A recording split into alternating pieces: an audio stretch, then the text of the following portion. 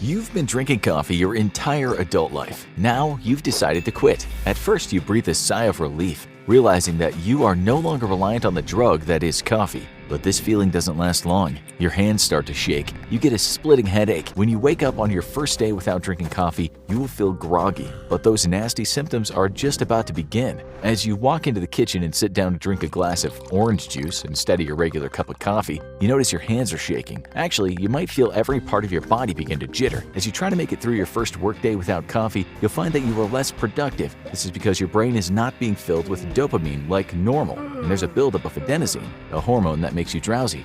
You're almost through your first day of no coffee, and it's become brutal. Unfortunately, there are even worse side effects to come. As you progress through the day, you'll find yourself getting annoyed more easily and irritated by the littlest things. Along with being irritable, you'll become more and more anxious as well. Your first night since you stopped drinking coffee will likely be restless, as you toss and turn trying to will your body to fall asleep. The second day of no coffee will be worse than the first. All of those withdrawal symptoms from the previous day will likely persist, along with some new ones. As day 2 progresses without coffee, you may start to feel depressed. Since your body's trying to compensate for the lack of caffeine in your system, it can overcompensate when trying to regulate these hormones and return them back to normal levels. The withdrawal process can also exacerbate symptoms for people who have been diagnosed with a mood disorder. This is why you might feel sad for a few days after you stop drinking coffee. A few days after you give up coffee, you might notice your blood pressure going down. Lower blood pressure is connected to lower stress and anxiety, so after a few days of going through caffeine withdrawal hell, you'll start to see some positive benefits in your body.